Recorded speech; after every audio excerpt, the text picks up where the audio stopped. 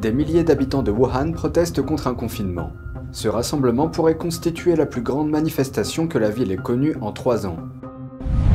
Les habitants d'une autre ville interrogent les autorités sur le respect des règles. Nous examinons ce qui s'est passé pour qu'elles lèvent l'ordre de confinement.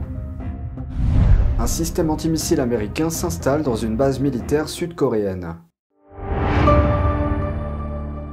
Bienvenue dans Regard sur la Chine. Plusieurs milliers d'habitants de la ville de Wuhan sont descendus dans la rue ce week-end pour protester contre un confinement. La zone de développement économique de Panlongcheng est sous confinement depuis 10 jours.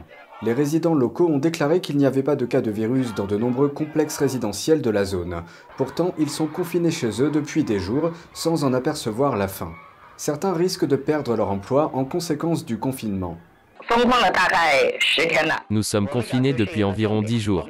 Notre communauté est soumise aux mesures les plus strictes. Notre communauté a dit qu'il y avait un cas positif.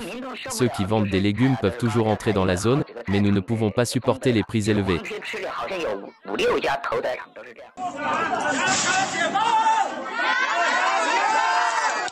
Les habitants d'au moins 4 quartiers sont sortis pour protester.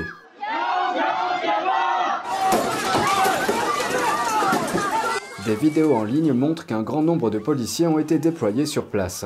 Après la manifestation, la police a procédé à plusieurs arrestations.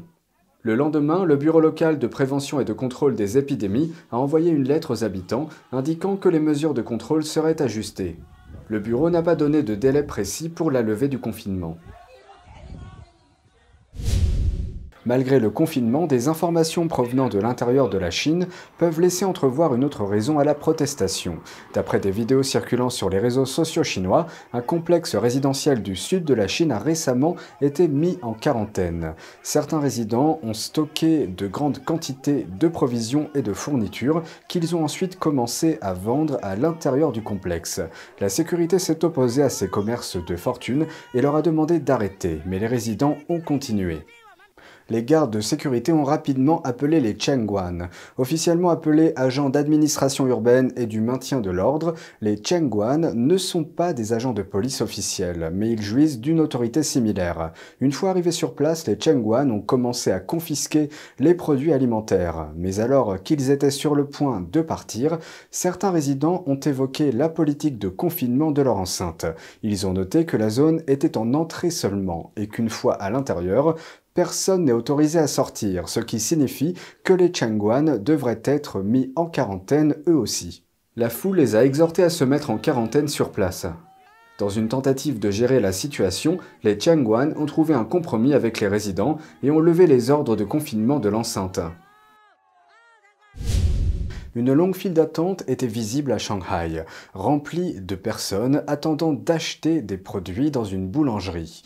Mais en plus d'acheter de la nourriture, ils disent qu'ils cherchent à se battre contre ce qu'ils appellent la punition injuste des autorités locales.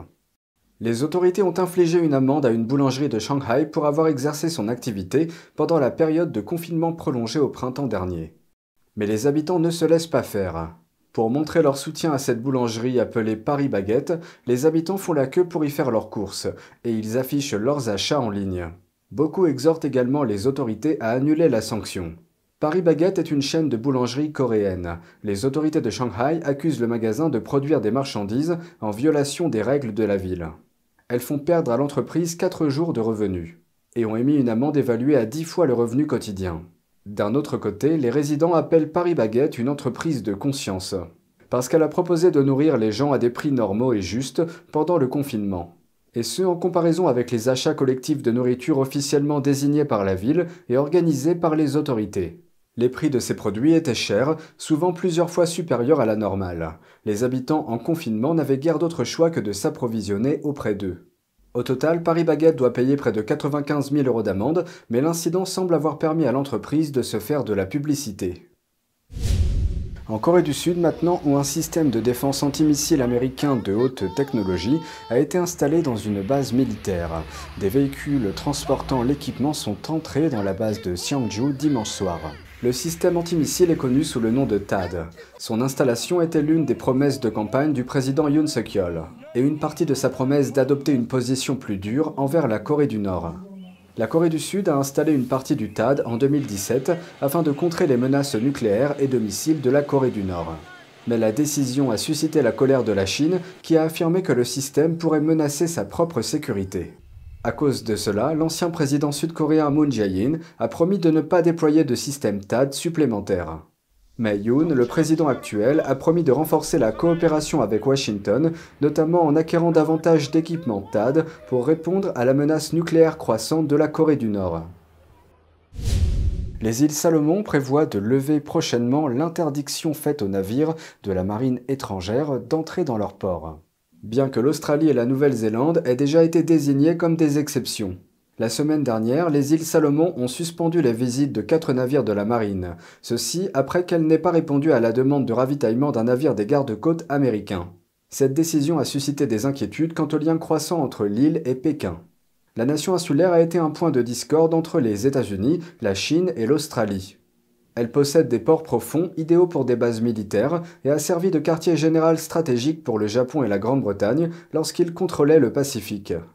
Lors de la Deuxième Guerre mondiale, les îles Salomon étaient également un champ de bataille crucial entre les Alliés et le Japon. Les îles Salomon se sont rapprochées de Pékin. En 2019, elles ont changé leur allégeance diplomatique de Taïwan à Pékin. Et en avril dernier, elles ont signé un accord de sécurité avec le régime chinois. L'Occident s'est inquiété du fait que cet accord pourrait conduire à l'installation d'une base militaire chinoise sur l'île, située à un peu plus de 1600 km des côtes australiennes.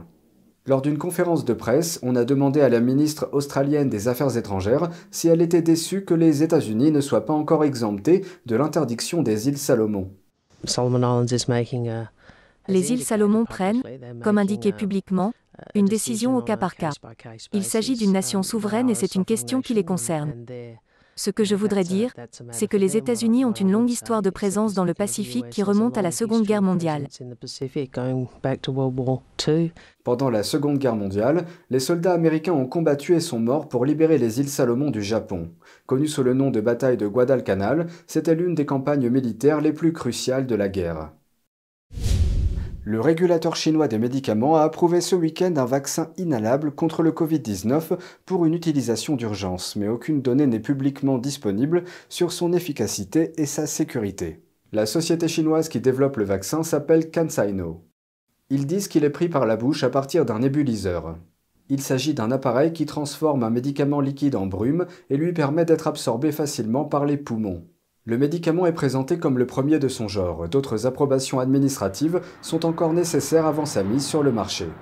La société indique que les ventes dépendront de la situation du Covid-19 dans le pays et à l'étranger, ainsi que du taux de vaccination en Chine. CanSino affirme que son vaccin inhalable peut induire une forte immunité, mais n'a pas fourni de données pour étayer son affirmation. Et c'est tout pour aujourd'hui, merci d'avoir suivi Regard sur la Chine. On se retrouve demain pour une nouvelle émission, prenez soin de vous et à bientôt.